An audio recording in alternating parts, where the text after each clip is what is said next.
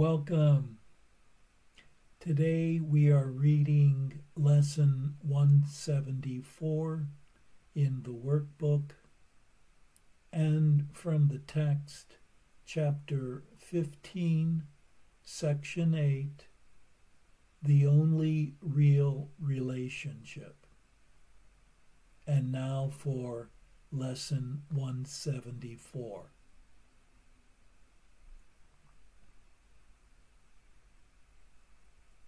God is but love, and therefore so am I.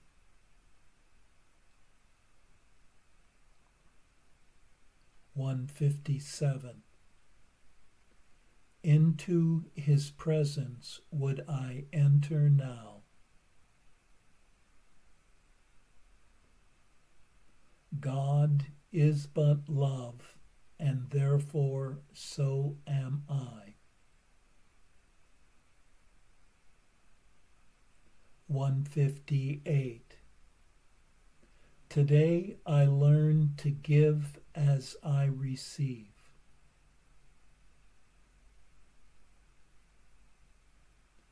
God is but love, and therefore so am I.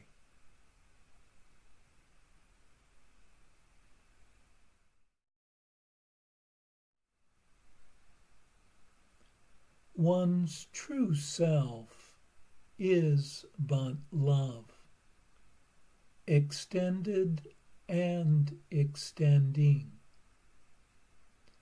And as this love would one open to the source of all love in the present moment. Having released all ideas of separation that make a world appear that does not exist, one returns to one's true home in love itself. It is the basic nature of love to only give. And in this giving does one receive. One receives the knowledge of one's true self, that is free of guilt and fear, and created by unchanging love. And seeing no one as a body, and greeting everyone as the creation of love that they are, one remembers one's unity with all.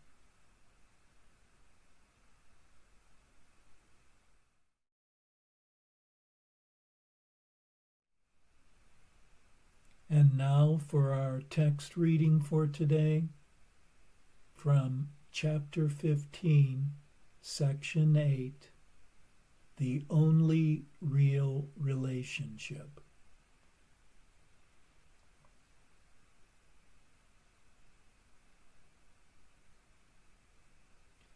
The holy instant does not replace the need for learning. For the Holy Spirit must not leave you as your teacher until the holy instant has extended far beyond time. For a teaching assignment such as his, he must use everything in this world for your release.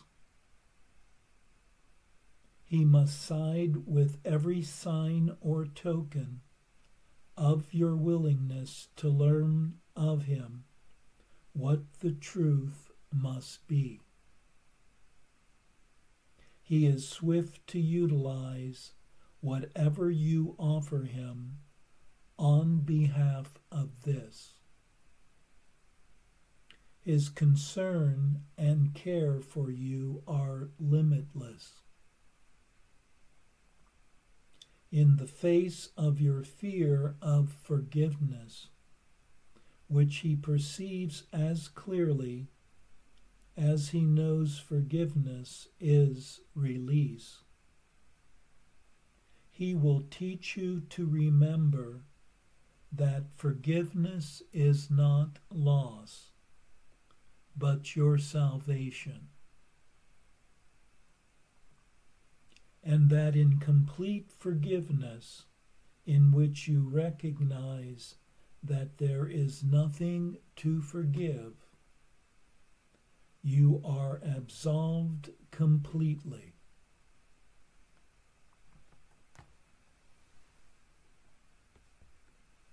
Hear him gladly,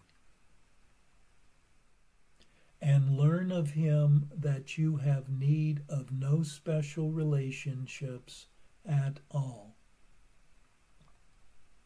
You but seek in them what you have thrown away, and through them you will never learn the value of what you have cast aside, but still desire with all your heart. Let us join together in making the holy instant all that there is, by desiring that it be all that there is. God's Son has such great need of your willingness to strive for this, that you cannot conceive of need so great. Behold the only need that God and his Son share and will to meet together. You are not alone in this. The will of your creations calls to you to share your will with them. Turn then in peace from guilt to God and them. Relate only with what will never leave you and what you can never leave. The loneliness of God's Son is the loneliness of his Father. Refuse not the awareness of your completion, and seek not to restore it to yourself. Fear not to give redemption over to your Redeemer's love. He will not fail you, for he comes from one who cannot fail. Accept your sense of failure as nothing more than a mistake in who you are.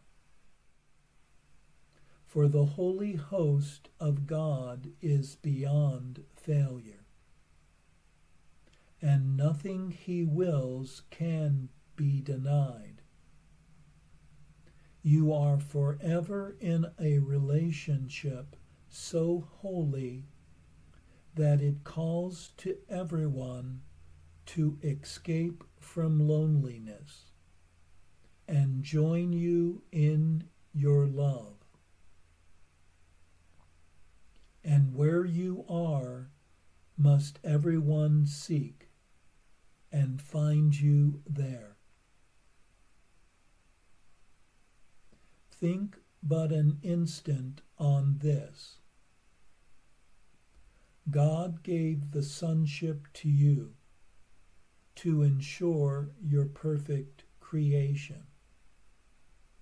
This was his gift For as he withheld himself not from you, he withheld not his creation.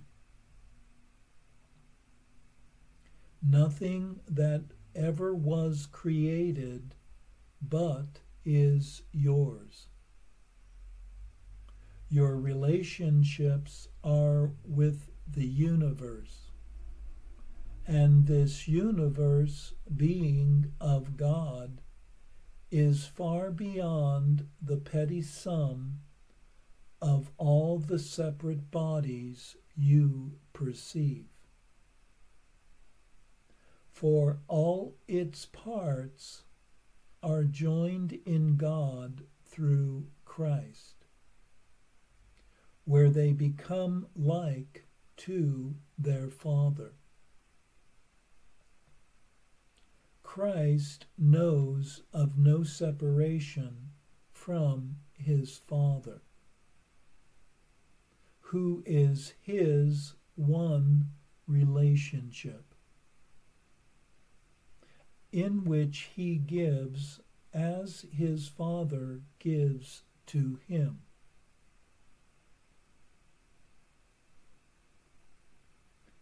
The Holy Spirit is God's attempt to free you of what he does not understand. And because of the source of the attempt, it will succeed. The Holy Spirit asks you to respond as God does, for he would teach you what you do not understand. God would respond to every need, whatever form it takes. And so he keeps this channel open to receive his communication to you and yours to him. God does not understand your problem in communication, for he does not share it with you. It is only you who believe that it is understandable. The Holy Spirit knows that it is not understandable, and yet he understands it because you made it. In the Holy Spirit alone lies the awareness of what God cannot know, and what you do not understand.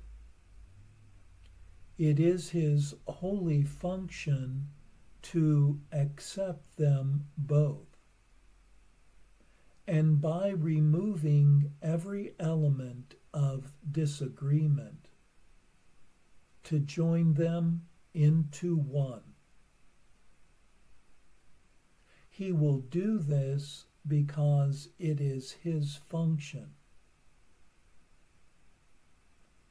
Leave then what seems to you to be impossible to him who knows it must be possible, because it is the will of God.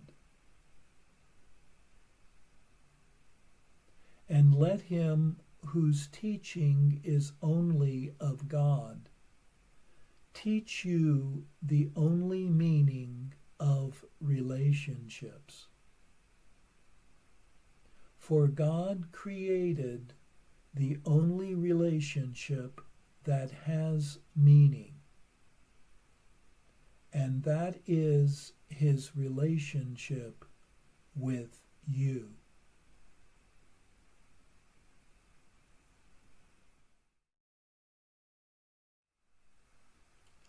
In this section, we are told that one has no true need for special relationships, and that they are a poor substitute for what was lost in the making of a separate reality.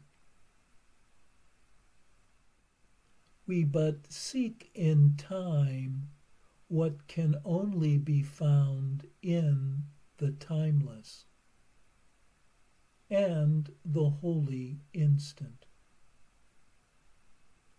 In the now does one join others with what will never leave one and what can never leave.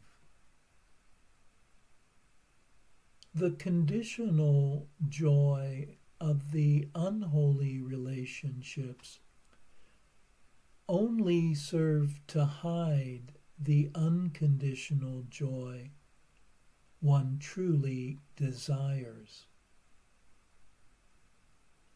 Thus one must allow the Holy Spirit to teach the true meaning of relationships, knowing that the true relationship one seeks is one's eternal relationship with one's Creator,